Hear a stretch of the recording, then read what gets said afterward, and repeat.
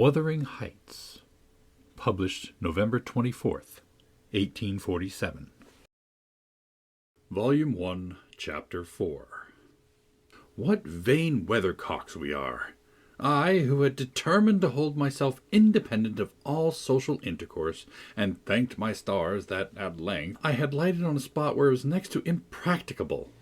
I, weak wretch, after maintaining till dusk a struggle with low spirits and solitude, was finally compelled to strike my colours, and, under pretence of gaining information concerning the necessities of my establishment, I desired Mrs. Dean, when she brought in supper, to sit down while I ate, hoping sincerely she would prove a regular gossip, and either rouse me to animation or lull me to sleep by her talk.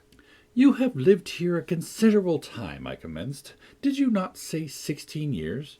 18, sir. I came when the missus was married, to wait on her. After she died, the master retained me for his housekeeper."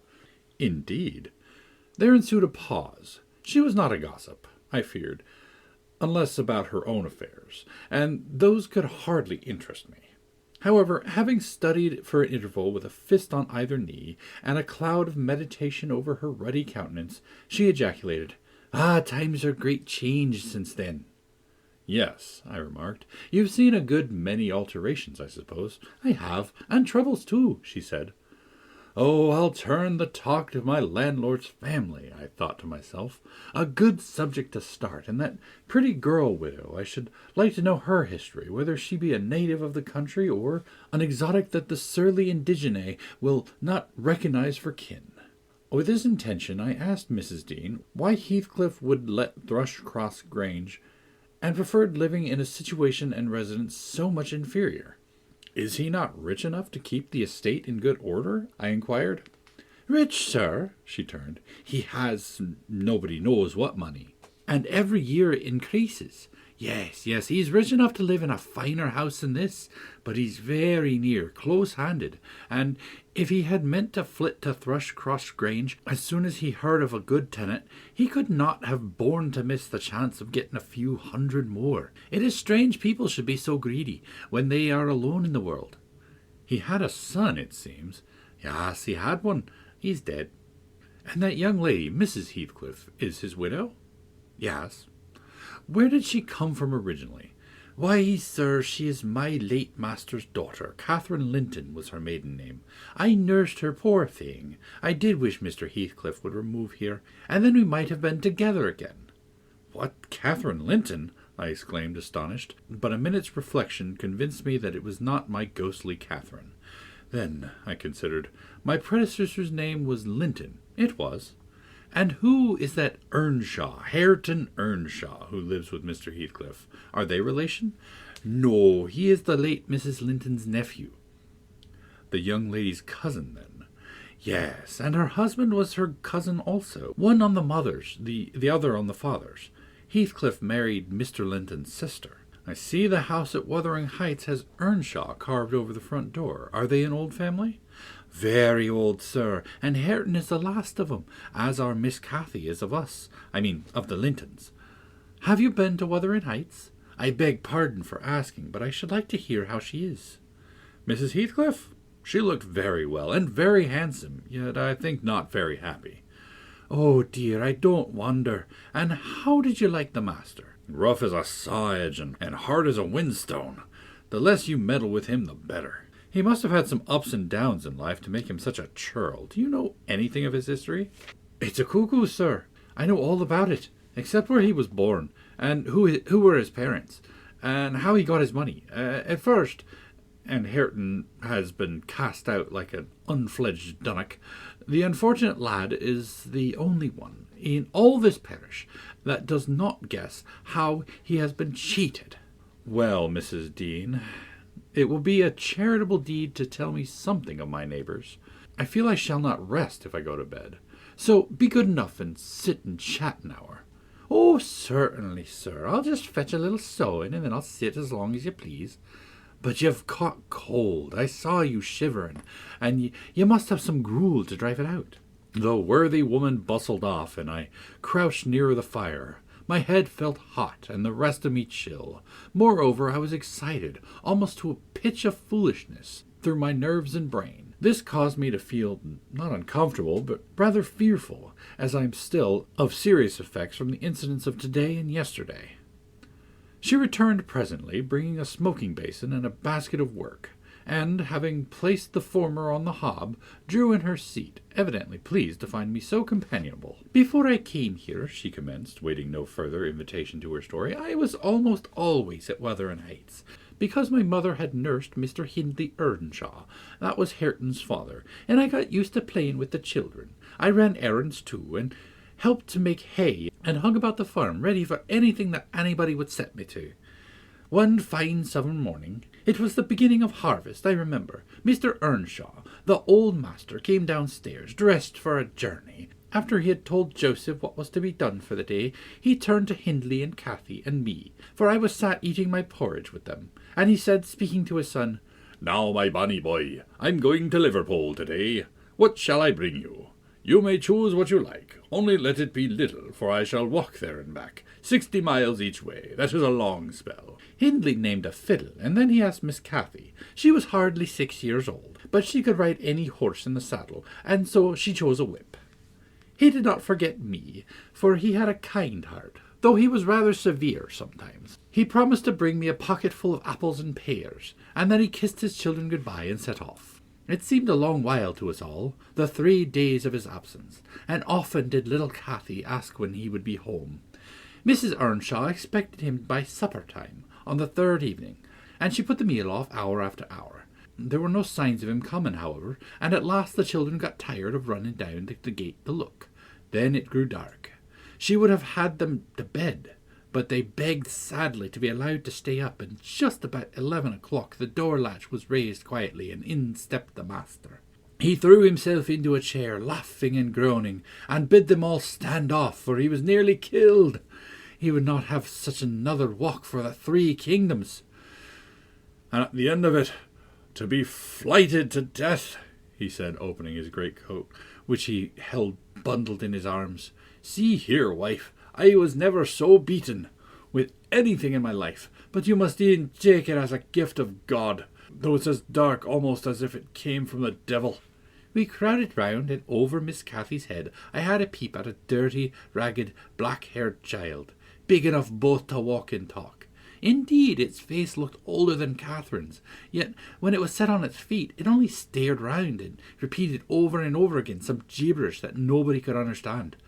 I was frightened, and Mrs. Earnshaw was ready to fling it out of the doors. She did fly up, asking how he could fashion to bring the gipsy brat into the house, when they had their own bairns to feed and fend for, what he meant to do with it, and whether he were mad. The master tried to explain the matter, but he was really half dead with fatigue, and all that I could make out amongst the scolding was a tale of his seeing it starving and houseless and as good as dumb in the streets of Liverpool, where he picked it up and inquired for its owner. Not a soul knew to whom it belonged, he said, and his money and time being both limited, he thought it better to take it home with him at once than run into vain expenses there, because he was determined he would not leave it as he found it. Well, the conclusion was that my mistress grumbled herself calm, and Mr. Earnshaw told me to wash it and give it clean things, and let it sleep with the children. Hindley and Cathy contented themselves with looking and listening till peace was restored. Then both began searching their father's pockets for the presents he had promised them. The former was a boy of 14, but then he drew out what had been a fiddle, crushed to morsels in the great coat. He blubbered aloud, and Cathy, when she learnt the master had lost her whip in attending on the stranger, showed her humour by grinning and spitting at the stupid little thing, earning for her pains a sound blow from her father to teach her cleaner manners. They entirely refused to have it in bed with them, and even in their room, and I had no more sense, so I put it on the landing of the stairs, hoping it might be gone on the morrow. By chance, or else attracted by hearing his voice, it crept into Mr. Earnshaw's door, and there he found it on quitting his chamber. Inquiries were made as to how it got there, so I obliged to confess, and in recompense for my cowardice and inhumanity was sent out to the house. This was Heathcliff's first introduction to the family. On coming back a few days afterwards, for I did not consider my banishment perpetual, I found they had christened him Heathcliff. It was the name of a son who had died in childbirth, and it has served him ever since, both for Christian and surname. Miss Cathy and he were now very thick, but Hindley hated him, and to say the truth I did the same, and we plagued and went on with him shamefully, for I wasn't reasonable enough to feel my injustice, and the mistress never put a word on his behalf when she saw him wronged. He seemed a sullen, patient child, hardened perhaps to ill treatment. He would stand Hindley's blows without winking or shedding a tear, and my pinches moved him only to draw in the breath and open his eyes, as if he had hurt himself by accident, and nobody was to blame. This endurance made old Earnshaw furious when he discovered his son persecuting the poor fatherless child, as he called him. He took to Heathcliff strangely, believing all he said. For that matter, he said precious little, and generally the truth, and petting him far above Cathy, who was too mischievous and wayward for her favourite.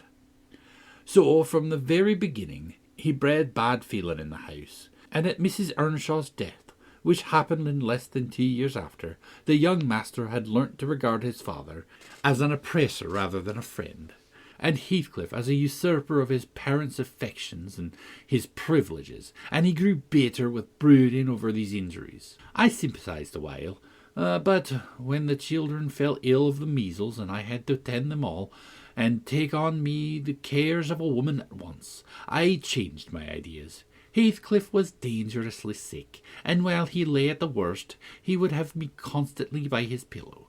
I suppose he felt that I did a good deal for him, and he hadn't wit to guess that I was compelled to do it. However, I will say this, he was the quietest child that ever a nurse watched over. The difference between him and the others forced me to be less partial. Cathy and her brother harassed me terribly. He was as uncomplaining as a lamb, though hardness, not gentleness, made him give little trouble. He got through, and the doctor affirmed it was in a great measure owing to me, and praised me for my care.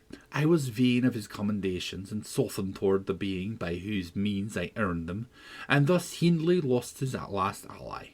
Still, I couldn't doubt on Heathcliff, and I wondered often what my master saw to admire so much in the sullen boy who never, to my recollection, repaid his indulgence by any sign of gratitude. He was not insolent to his benefactor. He was simply insensible, though knowing perfectly that hold he had on his heart, and conscious he had only to speak, and all the house would be obliged to bend to his wishes. As an instance, I remember Mr. Earnshaw once brought a couple of colts at the parish fair, and gave the lads one each. Heathcliff took the handsomest, but it soon fell lame, and when he discovered it, he said to Hindley, "You must exchange horses with me. I don't like mine, and if you won't, I shall tell your father of the 3 thrashings you've given me this week, and show him my arm, which is black to the shoulder." Hindley put out his tongue and cuffed him over the ears.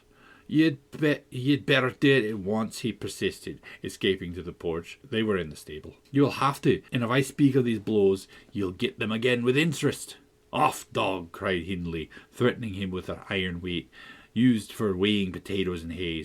"Throw it," he replied, standing still, "and then I'll tell how you boasted that you would turn me out of the doors as soon as he died, and see whether he will not turn you out directly." Hindley threw it, hitting him in the breast, and down he fell, but staggered up immediately, breathless and white, and had not I prevented it, he would have gone just so to the master, and got full revenge by letting his condition plead for him, intimating who had caused it. "Take my colt, gypsy, then," said young Earnshaw, "and I pray that he may break your neck. Take him and be damned, you beggarly interloper, and wheedle my father out of all he has, only afterwards show him what you are, imp of Satan, and take that. I hope he'll kick out your brains." Heathcliff had gone to loose the beast and shift it to his own stall. He was passing behind it when Hindley finished his speech by knocking him under his feet, and without stopping to examine whether his hopes were fulfilled, ran away as fast as he could. I was surprised to witness how coolly the child gathered himself up, and went on with his intention, exchanging saddles and all, and then sitting down on a bundle of hay to overcome the qualm which the violent blow had occasioned before he entered the house.